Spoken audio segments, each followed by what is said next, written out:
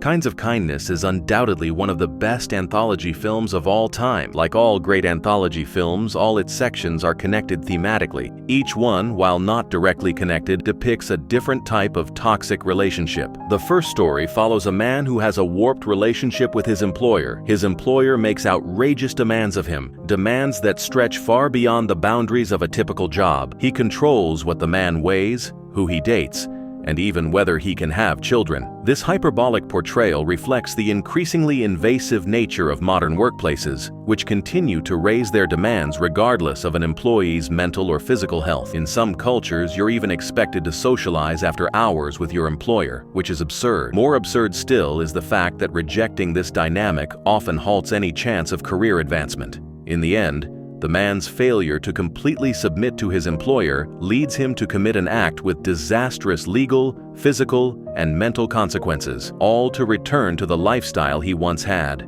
The threat of unemployment can be a powerful motivator.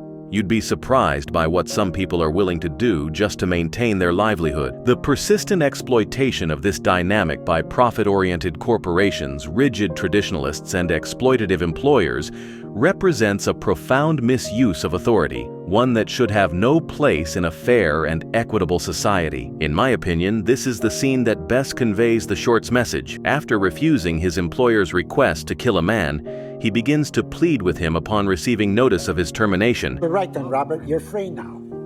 You can go on your way. Tonight, tomorrow, and every day from now on, you're free to sleep whenever you like, fuck whenever you like, have however many children you like, wear whatever socks you like. Raymond, please.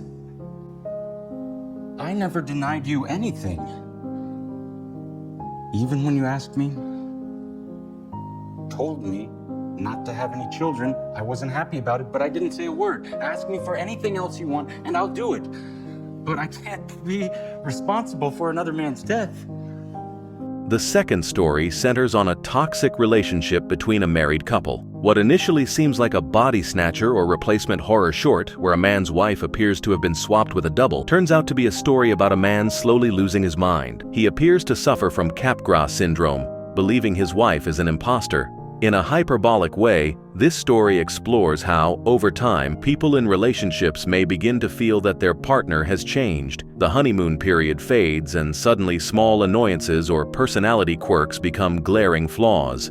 You think your spouse dislikes something, then one day it seems like that's not the case, when in fact, you were either mistaken or their preferences have changed. Sometimes people hide things early in relationships to seem agreeable or to create common ground. Even physical things like weight or foot size can change, and it doesn't mean they're a different person. For example, maybe she pretended to have a smaller shoe size to appear more petite to him. The story also illustrates how some relationships can become physically and emotionally abusive, and how the victim will make endless excuses for their partner's behavior. They give everything, emotionally and physically, until it becomes fatal.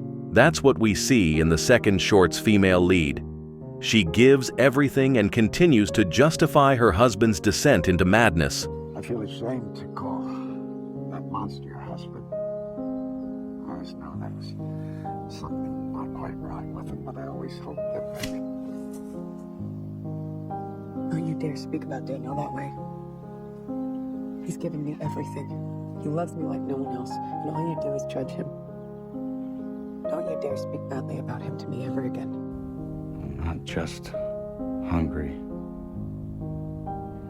famished, but don't go serving me any fingers today. Your fingers are revolting. In fact, I didn't even need it. I fed it to Monty instead. I need something filling. Your entire leg, let's say. Or your liver.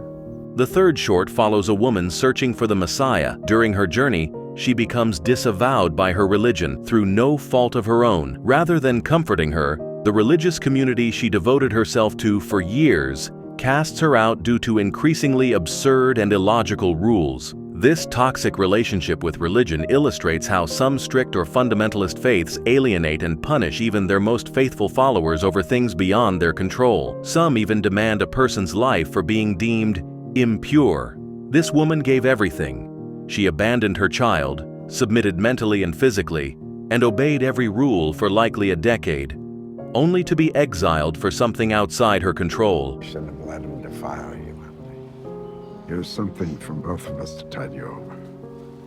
Until you decide what to do. We're going to miss you. I'm sorry. There's no need to apologize to us. The only person you've hurt is yourself. You're the one that's contaminated.